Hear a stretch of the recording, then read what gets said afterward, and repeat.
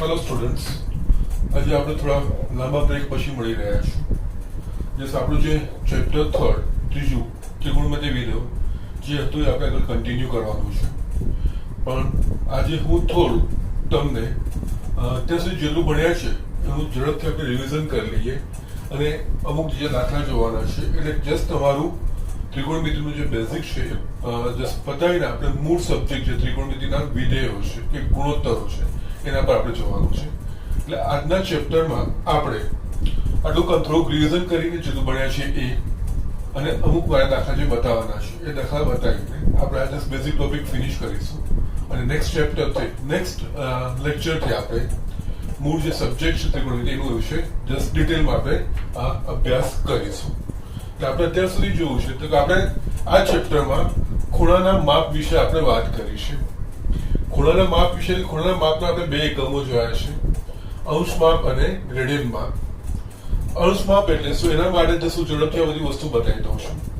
અંશ માપ એટલે કે સપોઝ આપણા ધારો કે આપણા પાસે આ એક કિરણ છે OA, આ એની મૂળ દિશા છે અથવા તો મૂળ સ્થાન છે કિરણ, એને આપણે પ્રારંભિક કિરણ કહીએ છીએ. જો આ કિરણ એક પૂરું પરિભ્રમણ કરે અને એના મૂળ સ્થાને પાછું આવે તો આ અંશ માપમાં આપણે વાત કરીએ તો આપણે 360 ડિગ્રીનું એને પરિભ્રમણ કર્યું એવું કહેવાય. એટલે એક પરિભ્રમણ 360 ડિગ્રી. એના સિવાય આપણે જોયું હતું કે આ જે પરિભ્રમણ છે એ ઘડિયાળના કાંટાની વિરુદ્ધ દિશામાં છે.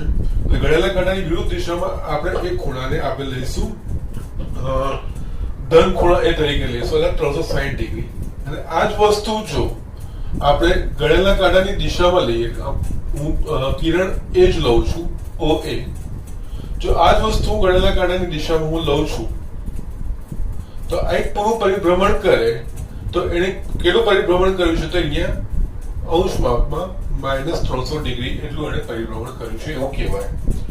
આ ઘડિયાળના કાંટાની દિશામાં છે. એટલે આ કન્વેન્શન છે, આ આપણે રૂઢિ છે જે સ્વીકારવાની છે. પ્લસ માઇનસ આ ખૂણો પ્લસ માઇનસ નથી, પરંતુ એના પરથી આપણને પરિભ્રમણ કઈ દિશામાં છે એ વિશે આપણને ખ્યાલ આવે છે. એટલે આ વસ્તુ આપણે ધ્યાન રાખવાનું છે જે જોવું. એ જ રીતે આપણે રેડિયન માપ જોયું હતું. રેડિયન માપમાં બેઝિકલી શું હતું તો રેડિયન માપ છે ને એ એકમ ત્રિજ્યાના વર્તુળ પરથી આવ્યું હતું. એના પરથી પછી આપણે કોઈ પણ વર્તુળની ત્રિજ્યા r એકમ હોય તો એના પરથી રેડિયન માપ કેવી રીતે સમજાય એ વસ્તુ આપણે જોઈ હતી. એટલે જસ્ટ પાછું હું જોઈ લઉં, અહીંયા આપણે એ બતાવી દઉં. ધારો કે મારા પાસે આ ત્રિજ્યાવાળો વર્તુળ છે અને એ વર્તુળ પર L લંબાઈની ચાપ લેન્થ છે, ચાપની લંબાઈ L છે. આ ત્રિજ્યાવાળા વર્તુળમાં L ચાપ દ્વારા કેન્દ્ર આગળ આંતરાતો ખૂણો થીટા એ લગા theta is equals to L/r radian. જો ચાપ લંબાઈ હું r લઈ લઉં તો આ 1 રેડિયન થઈ જાય. એટલે એ રીતે જે પ્રમાણે ચાપ લંબાઈ બદલાશે એના પ્રમાણે એને આંતરેલો કેન્દ્ર આગળ આંતરેલો ખૂણાનું માપ બદલાતું જશે. પણ આ વસ્તુમાં ધ્યાન રાખવાનું છે આપણે, આ સૂત્ર હંમેશા રેડિયન માપ માટે વપરાય, અંશ માપ માટે નહીં. તો જ્યારે પણ આ સૂત્ર વાપરવું હોય ત્યારે એ વસ્તુનું ખાસ ધ્યાન રાખવાનું. જે થીટા એટલે કે ખૂણો છે, આંતરાયેલો ખૂણો છે એ હંમેશા રેડિયન માપમાં હોય તો જ આ સૂત્ર વાપરી શકાશે, બાકી આ સૂત્ર વાપરી શકાશે નહીં. અને આના પરથી આપણને ખબર છે એક પૂરું પરિભ્રમણ થાય ત્યારે કેટલો અંતરાય ખૂણો, કારણ કે એમાં એક પૂરું પરિભ્રમણ થાય એટલે વર્તુળના પરિઘ જેટલું પરિભ્રમણ થાય. આ ત્રિજ્યાવાળા વર્તુળનો પરિઘ તો કે 2πr, એટલે કે એક પૂરું પરિભ્રમણ જ્યારે આપણે વિચારીએ ત્યારે જે ચાપ લંબાઈ થવી જોઈએ એક પરિભ્રમણ માટે એ એના પરિઘ જેટલી થાય.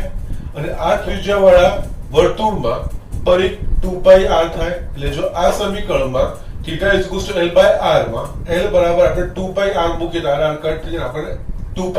એટલે કે અહીંયા એક પૂરું પરિભ્રમણ જ્યારે આપણે સમજીએ તો એક પૂરું પરિભ્રમણ તો રેડિયન માં 2π કહેવાય. એટલે હું અહીંયા જસ્ટ બાજુમાં આ બધું આપણે જોઈ ગયા, જસ્ટ રિવિઝન માટે જોઈએ લખ્યું છે. અહીંયા આ જે અંશ માપમાં જો એ જ રેડિયન માપમાં જો મારા પાસે આ પ્રારંભિક કિરણ હોય OA અને ઘડિયાળના કાંટાની દિશામાં પૂરું પરિભ્રમણ કરું તો રેડિયનમાં 2π રેડિયન માપનો ખૂણો, અને ગણેલા કાંટાની વિરુદ્ધ દિશામાં છે એટલે આપણે ધન લખ્યું. આ જ વસ્તુ આપણે ગણેલા કાંટાની દિશામાં હોય ઓ એ પૂરું પરિભ્રમણ તો આ -2π રેડિયન.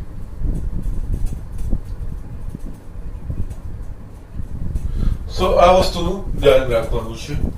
એટલે અહીંયા ગણેલા કાંટાની વિરુદ્ધ દિશા, ગણેલા કાંટાની દિશામાં અંશ માપ પોતે પૂરું પરિભ્રમણ માટે 360 ડિગ્રી અને રેડિયન માપ હોય તો એક પૂરું પરિભ્રમણ માટે 2π રેડિયન અંતરાય એવું આપણે કહી શકીએ.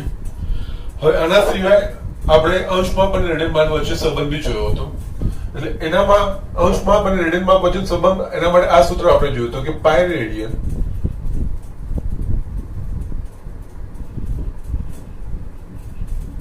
is equals to 180 degree. આના પરથી આપણે બે સૂત્રો પણ તારવ્યા હતા. આપણે બે સૂત્રો તારવ્યા હતા એ આ હતા તો કે જો રેડિયન માપ એટલે કે જો મારે અંશ માપને રેડિયન માપમાં પરિવર્તિત કરવું હોય તો π/180 ઇન્ટુ અંશ માપ. અંશ માપને π/180 વડે આપણે ગુણીએ તો અંશ માપનું રેડિયન માપમાં રૂપાંતરણ થઈ જાય. એ જ રીતે અંશ માપ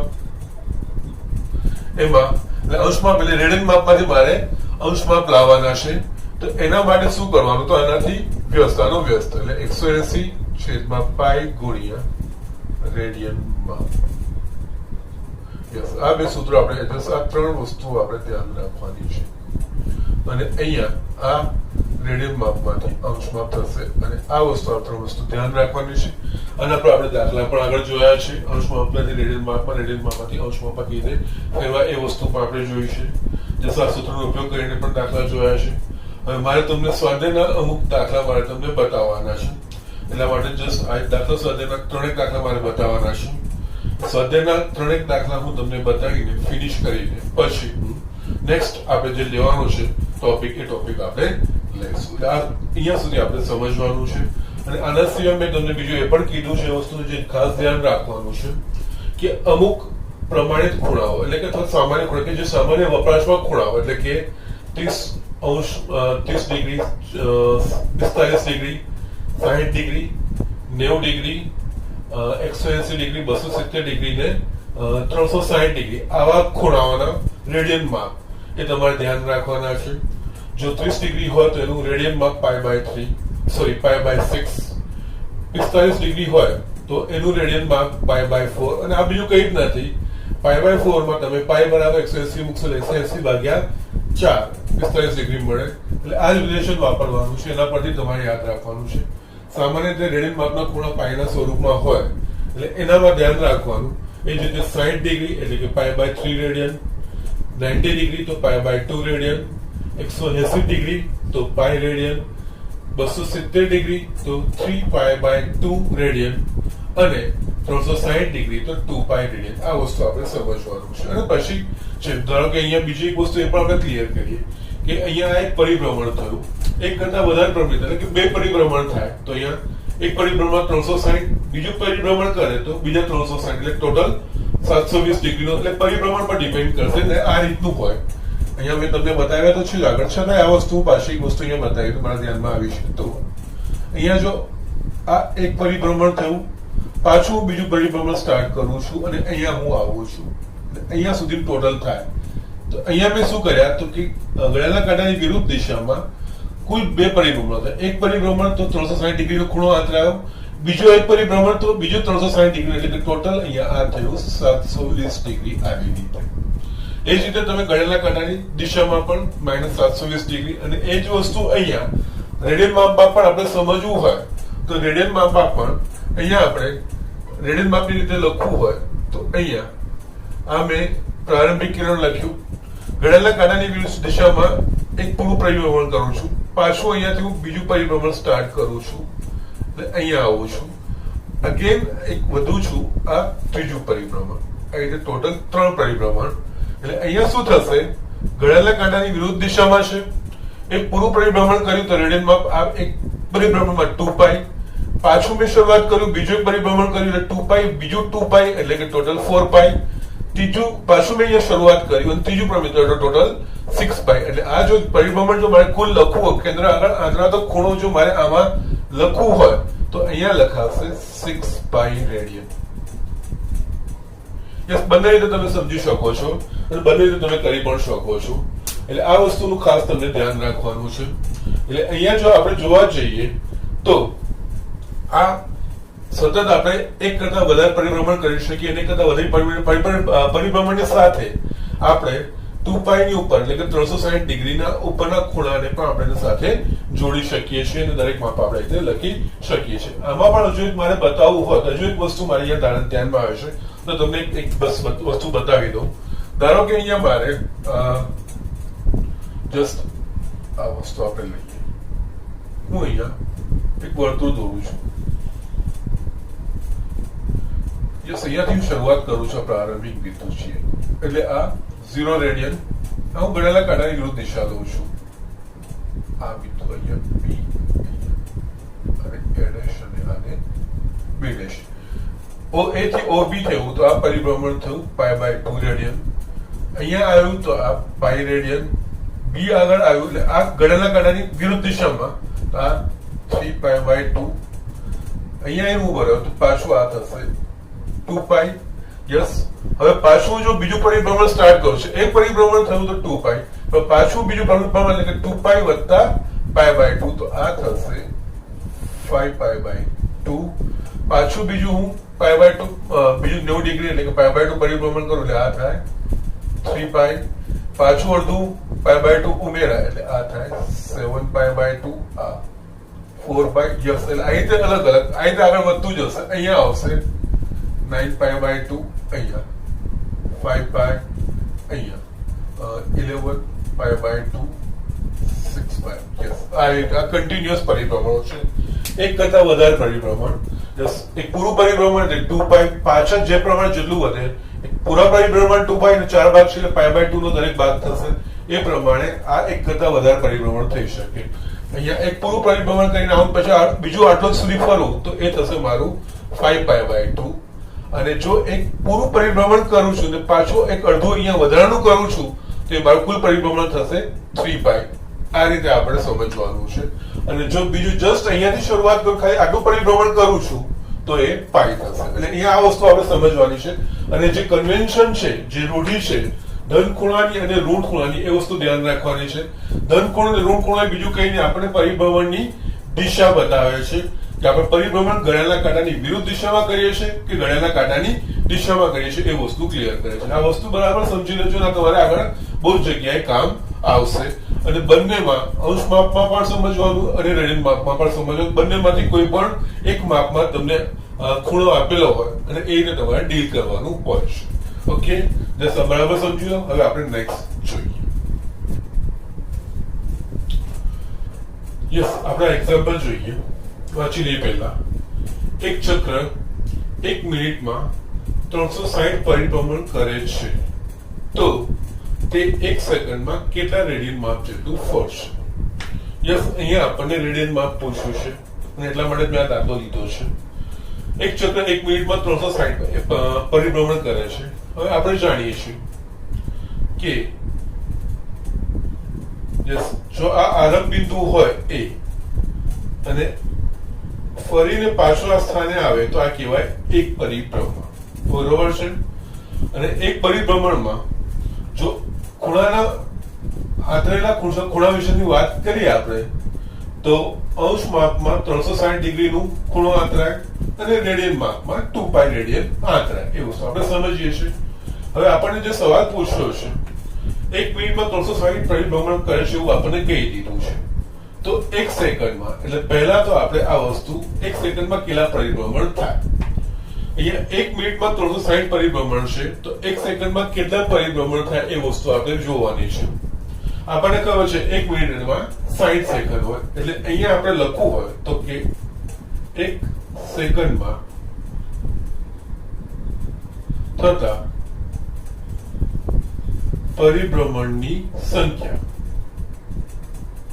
આના બરાબર 1 મિનિટમાં જે થતા હોય ભાગ્યા 60. 1 મિનિટમાં કેટલા થાય છે? 360 ભાગ્યા 60. એટલે અહીંયા આપણને મળશે 6 પરિભ્રમણ પ્રતિ સેકન્ડ. 1 સેકન્ડમાં થાય આ વસ્તુ. ઓકે, યસ, હવે દાખલો બિલકુલ સિમ્પલ થઈ ગયો છે.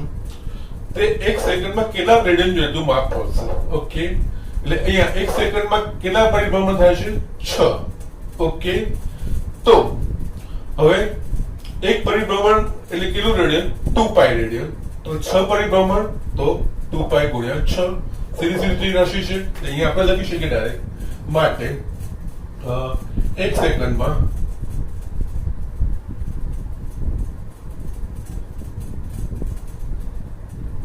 અને 1 સેકન્ડમાં ફરતા રેડિયનનું માપ ઇઝ ઇક્વલ્સ ટુ, કારણ કે 1 સેકન્ડમાં 6 પરિભ્રમણ અને 1 પરિભ્રમણમાં 2π રેડિયન. ઓકે, ના અહીંયા આપણે લખી દઉં 1 પરિભ્રમણ બરાબર 2π રેડિયન. ઓકે, ના અને અહીંયા 1 સેકન્ડમાં 6 પરિભ્રમણ થશે એટલે અહીંયા થશે 12 12π. આ રીતે જવાબ આવશે. આ જસ્ટ રેડિયન તમારા માટે એક નવો કોન્સેપ્ટ હતો અને એને કેવી રીતે આપણે યુઝ કરી શકીએ એના માટે. એના પહેલા મેં તમને થોડું એક્સપ્લેનેશન પણ આપી દીધું કે કઈ રીતે આપણે આનો વપરાશ છે અને એના પછી આપણે દાખલો ગણ્યો છે. હવે આપણે નેક્સ્ટ એક્ઝામ્પલ જોઈએ. યસ, આ નેક્સ્ટ એક્ઝામ્પલ આપણે વાંચીએ. 100 સેન્ટીમીટર ત્રિજ્યાવાળા વર્તુળના ચાપની લંબાઈ 22 સેન્ટીમીટર હોય તો તેણે કેન્દ્ર આગળ બનાવેલ ખૂણાનું અંશ માપ શોધો. ધ્યાન રાખવાનું છે, અંશ માપ શોધો. અને અહીંયા પાઈ બરાબર 22/7 એ આપણે લેવાનું છે. ઓકે, ના હવે જે વસ્તુ અહીંયા આપેલી છે ને અને એ વસ્તુ આપણે આકૃતિ દોરીને બતાવી દઈએ. 100 સેન્ટીમીટર ત્રિજ્યાવાળું વર્તુળ, જસ્ટ અહીંયા સિમ્બોલિકલી આપણે લખવાનું હોય કે 100 સેન્ટીમીટર દોરાય નહીં. એટલે આ 100 સેન્ટીમીટર ત્રિજ્યાવાળું r બરાબર 100 સેન્ટીમીટર ત્રિજ્યાવાળા વર્તુળમાં ચાપની લંબાઈ 22 સેન્ટીમીટર. એટલે કે જો આપણે આ OA લઈએ તો આના પરનું કોઈ બિંદુ P એટલે આ ચાપની લંબાઈ કહેવાય. ચાપની લંબાઈ આપણે સંકેતમાં L વડે દર્શાવીએ છીએ. એટલે કે અહીંયા L બરાબર 22 સેન્ટીમીટર. આ ચાપ દ્વારા કેન્દ્ર આગળ બનાવેલા ખૂણાનું અંશ માપ, ધારો કે આ ખૂણાને આપણે થીટા વડે દર્શાવીએ, આનું અંશ માપ આપણે શોધવાનું છે. યસ, અહીંયા કઈ કઈ ઇન્ફોર્મેશન આપણને આપેલી છે તો કે વર્તુળની ત્રિજ્યા આપેલી છે અને વર્તુળ પરના ચાપ. હવે ચાપ લંબાઈ અને R અને L એ બંને વસ્તુ આપણને આપી છે અને આ બે વસ્તુનો ઉપયોગ કરીને આપણને કીધું છે કે કેન્દ્ર આગળ આંતરાયેલો ખૂણો. આપણે હમણાં જ જસ્ટ લખ્યું અને ભણી પણ ગયા છે લાસ્ટ લેક્ચરોમાં. આ ત્રણેય વચ્ચેનો સંબંધ theta is equals to L/R. આ ખાસ ધ્યાન રાખવાનું, રેડિયન. આ સૂત્રનો ઉપયોગ કરીને આપણે થીટા બરાબર L/R એટલે કે આ ખૂણો શોધી શકીશું. પણ આ રીતે જે ખૂણો મળશે એ ખૂણાનું માપ અંશમાં નહીં હોય, રેડિયનમાં. એટલે ખાસ વસ્તુ ધ્યાન રાખવાનું. એટલે પહેલા આ સૂત્રનો ઉપયોગ કરીને જે શોધીશું એટલે આપણને જવાબ રેડિયન માપમાં મળશે. પછી આ ધ્યાન રાખવાનું, આપણે અંશ માપમાં શોધવાનું એટલે પાછું રેડિયનનું અંશ માપમાં રૂપાંતરણ કરવાનું. એટલે અહીંયા જે આપણે આપ્યું છે એ બધી વસ્તુ મૂકીએ તો અહીંયા L બરાબર કેટલું છે આપણા પાસે 22 સેન્ટીમીટર અને ત્રિજ્યા બરાબર 100 સેન્ટીમીટર. એટલે આ થશે 22π 100 રેડિયન થઈ ગયો. નાવ અહીંયા 211 ને 250 એટલે આપણને મળે 11/50 રેડિયન. થીટા બરાબર આંતરાયેલો ખૂણો થીટા બરાબર 11/50 રેડિયન થાય. પણ આપણને અહીંયા અંશ માપમાં કેટલું થાય એવું કીધું છે. એટલે આ રેડિયન ને પાછું આપણે અંશમાં ફેરવવાનું હોય. રેડિયન ને અંશમાં ફેરવવાનું એટલે તમને ખબર છે ખાલી એક જ વસ્તુ 180 અને પાઈ બે વસ્તુ યાદ રાખવાની હોય. જો રેડિયન માંથી ખૂણામાં જવું હોય, અંશ માપમાં જવું હોય તો 180/પાઈ વડે ગુણવાનું અને અંશ માપમાંથી રેડિયન માપમાં જવું હોય તો પાઈ ભાગ્યા 180 વડે ગુણવાનું. આ એક જ ગુણોત્તર છે કે જે આપણે ઉલટાઈને આપણે લખવાનું હોય છે. એટલે અહીંયા અંશ માપમાં મારે શોધવું હશે એટલે અહીંયા theta is equals two 11/50 into અંશમાં આપવા જવાનું છે 180/π ડિગ્રી અંશ થઈ ગયો. જસ અહીંયા પાઈ બરાબર આપણે 22/7 લેવાનું કીધું છે એટલે અહીંયા 11/50 187 આ 22 અને અંશમાં આવશે 11 અહીંયા આપણે લઈએ તો આપણે એક આ કટ થઈ જશે અગેન 2 9 એટલે અહીંયા 63/5 ડિગ્રી. ઓકે, નાઉ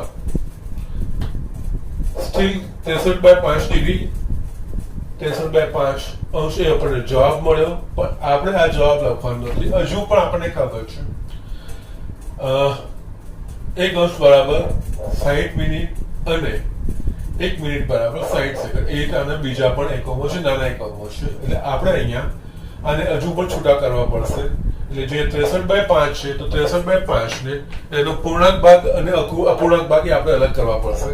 એટલે જો 63/5 ને મારે લખવા હશે તો અહીંયા ભાગાકાર લખું છું 5 એકમ 5 યસ અહીંયા 1 3 5 દૂની 60 5 દૂની 10 સોરી અહીંયા 3 આગળ ભાગ ચાલશે નહીં. એનો મતલબ 63/5 મારે લખવું હોય તો આ બેનો ગુણાકાર અને આ શેષ વધે છે. એટલે અહીંયા હું આને આ રીતે લખી શકું 3/5 ડિગ્રી 12/65. એટલે અહીંયાથી જ આપણે કરવાના હોય છે ભાગાકાર. આપણે આગળ જેમ કરી છે એટલે આને વ્યવસ્થિત આપણે આ રીતે લખી શકીએ. અહીંયા આનો અર્થ 12 ડિગ્રી પ્લસ 3/5 ડિગ્રી. અગેન આ તો ડિગ્રી છે, પૂર્ણાંક ભાગ છે, પણ આ જે અંશ છે ડિગ્રી છે એ અપૂર્ણાંક ભાગ છે. પાછો એને આપણે જેટલો બને પૂર્ણાંક ભાગમાં ફેરવીએ. એટલે કે અહીંયા આપણે આને મિનિટમાં ફેરવીશું. આપણને ખબર છે એક અંશમાં 60 મિનિટ છે. એટલે જો મારે અહીંયા 12 ડિગ્રી અહીંયા 3/5 અને હું 60 વડે ગુણું તો અંશથી ડિગ્રીમાં અંશથી મિનિટમાં એનું કન્વર્ઝન થઈ ગયું. અહીંયા ભાગ ઉડાવ્યા છે 5 12 એટલે અહીંયા આપણને મળશે 12 ડિગ્રી પ્લસ 36 મિનિટ. એટલે છેલ્લો જવાબ લખાશે 12 ડિગ્રી 36 મિનિટ. કેન્દ્ર આંતરેલા ખૂણા. સારી રીતે દાખલો આપણે ગણવાનો છે. આ વસ્તુ ધ્યાન રાખવાની છે. જયારે તમે અંશમાં પણ લખવાનું કે ત્યારે આ વસ્તુ અપૂર્ણાંક જાય પૂર્ણાંક આવે તો કોઈ પ્રોબ્લેમ નથી. જો અહીંયા તમારા પાસે આ વસ્તુ ખાલી 63 હોત તો 63 ડિગ્રી લખીને તમે નીકળી જતા, કોઈ પ્રોબ્લેમ નથી. અહીંયા 63/5 આવ ભાગ ચાલી ના નથી, ભાગાકાર થાય એવો નથી. એટલે અહીંયા આપણે આ રીતે એના પૂર્ણાંક અને અપૂર્ણાંક ભાગ અલગ કરવાના. પછી અંશ મિનિટ ને સેકન્ડ જ્યાં સુધી થાય અહીંયા મિનિટમાં જ પતી જાય છે. આગળ બીજું કઈ આવતું નથી. જો કદાચ આ અપૂર્ણાંક ભાગ આવતો તો આમાં પાછો આપણે બે છૂટા કરતા પૂર્ણાંક અને અપૂર્ણાંક અને પાછું મિનિટમાંથી સેકન્ડમાં રૂપાંતરણ કરતા રીતે આપણે આગળ જવાબ લખતા. ઓકે, જોઈ લો ઝડપથી. હવે આપણે નેક્સ્ટ એક્ઝામ્પલ જોઈએ. યસ, છેલ્લો એક્ઝામ્પલ આપણે જોઈ લઈએ છીએ અને બહુ સારો એક્ઝામ્પલ છે. થોડું સમજવાનું છે. ડાયરેક્ટલી કોઈ વસ્તુ નથી આપી તો અમુક ઇનડાયરેક્ટલી વસ્તુઓ આપેલી છે. અહીંયા આપણે જોઈએ તો 40 સેન્ટીમીટર વ્યાસ વાળા પહેલું જ અહીંયા આ વસ્તુ ધ્યાન રાખવાનું. 40 સેન્ટીમીટર વ્યાસ એટલે કે આ વર્તુળનો વ્યાસ આપ્યો છે, ત્રિજ્યા નથી આપી. એટલે 40 સેન્ટીમીટર વ્યાસ વાળા વર્તુળમાં જીવાની લંબાઈ 20 સેન્ટીમીટર છે. તો જીવાને સંગત લઘુ માપ ચાપનું માપ શોધો.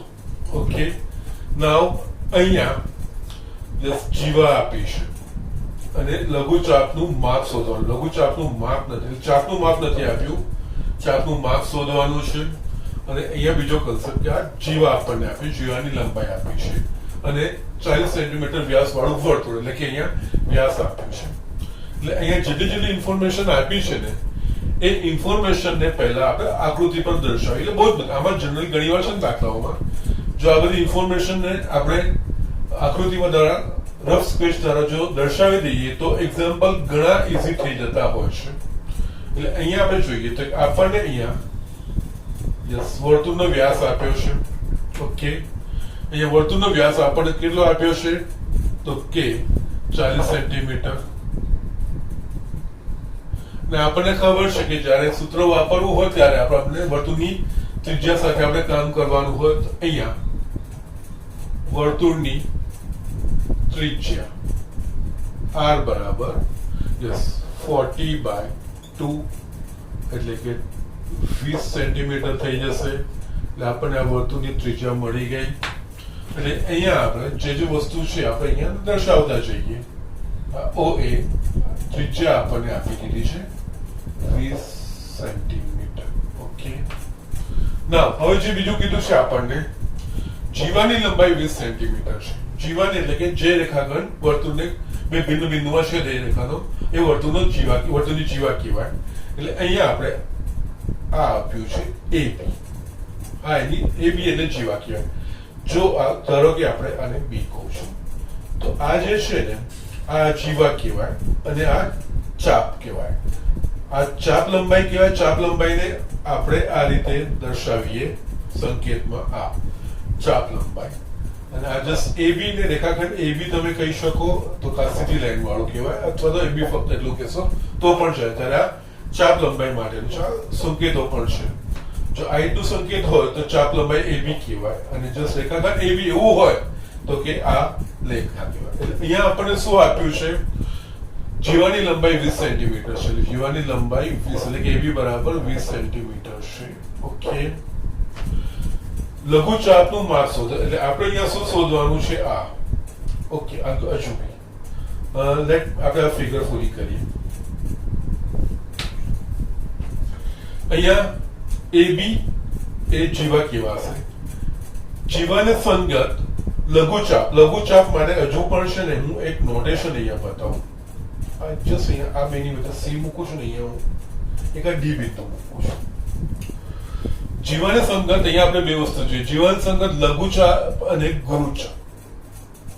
આ જીવા છે તો જીવા વર્તુળને બે ભાગમાં વહેંચે છે. વર્તુળના પરિઘને બે ભાગમાં વહેંચે છે.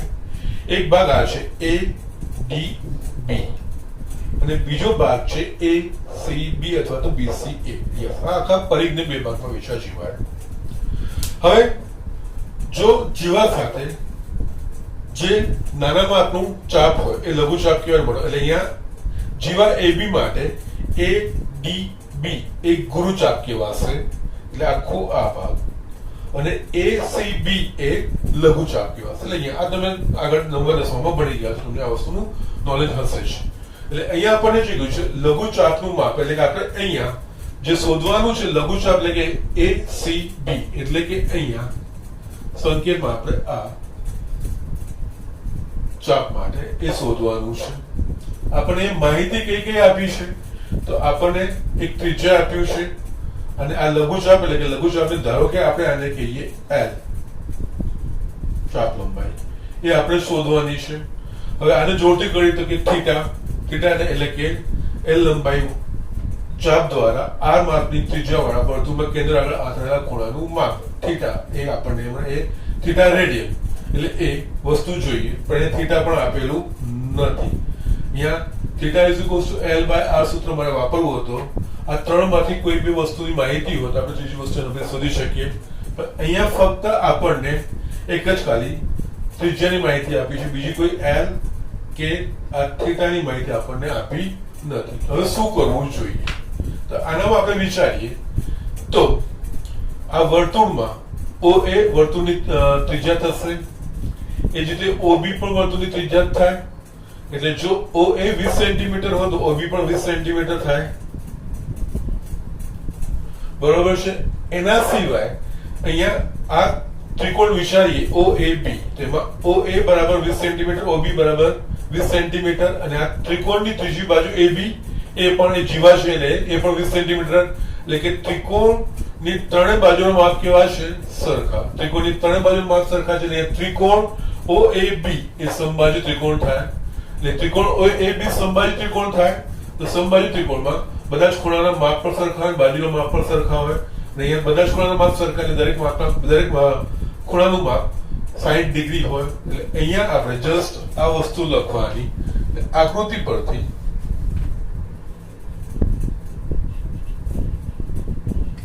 ત્રિકોણ OAB એ સમબાજુ ત્રિકોણ છે. સમબાજુ ત્રિકોણ છે. ત્રિકોણ બધા ખૂણાના માપ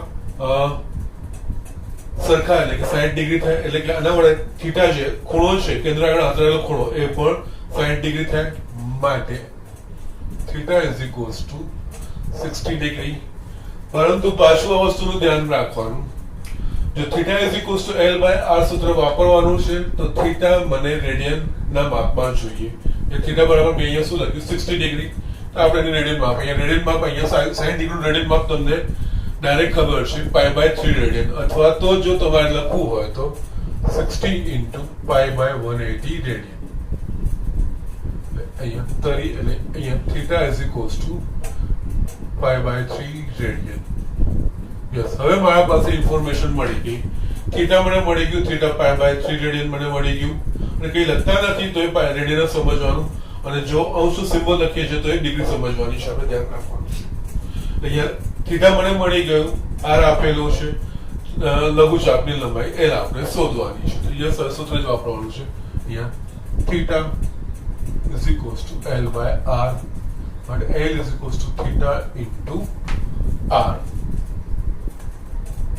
યસ, હવે કિંમતો મૂકી. થીટા બરાબર મારા પાસે છે પાઈ બાય 3 રેડિયન અને R બરાબર મને આપ્યું છે અહીંયા મને મળશે 20 પાઈ બાય 3 ચાપ લંબાઈ 20 પાઈ બાય 3 રેડિયન. હવે અહીંયા ધ્યાન રાખવાનું, જો તમને અહીંયા પાઈ બરાબર મૂલ્ય આપી દીધું હોય 22 બાય 7 વાપરવાનું છે, અથવા તો 3.14 જે પણ વાપરવાનું એવું જો કીધું હોય તો તમારે એ માપ અહીંયા મૂકીને લખશો. અધરવાઇઝ જો ખાલી પાઈના રૂપમાં જવાબ મૂકશો, જો કંઈ પણ મેન્શન નથી કર્યું, પાઈની કિંમત નથી આપેલી અને પાઈ વાળની કિંમત મૂક્યા પછી કંઈ કટ થાય એવું નથી, એવું હોય તો 20 pi by 3 radian, sorry 20 pi by 3 radian નહીં, અહીંયા યસ એલ, અહીંયા આર સમજશે સેન્ટીમીટર, 20 પાઈ બાય 3 સેન્ટીમીટર. આવો આપણને જવાબ મળશે. Theta is equals to L by R. No problem. Okay, so this is the thing. આ રીતે આપણે દાખલા કરવાના છે. અહીંયા તમારો સ્વાધ્યાય 3.1 ના જે મેજર હતા મેં બધા તમને બતાવી દીધા છે. આ બધા જ એક્ઝામ્પલ વ્યવસ્થિત જોઈ લેજો. અંશ અને રેડિયનનું કન્વર્ઝન ખાસ ધ્યાન રાખવાનું છે. ઘણી બધી જગ્યાએ વાપરવાનું આવશે, ખાસ ધ્યાન રાખવાનું છે. નેક્સ્ટ લેક્ચરમાં આપણે જે ત્રિકોણમિતિય ગુણોત્તરો છે એ વ્યાપક રીતે કેવી રીતે જોવાય, કેવી રીતે સમજવાનું છે એ આપણે નેક્સ્ટ લેક્ચરથી આપણે જોઈશું. આજે આટલું છે. Thank you.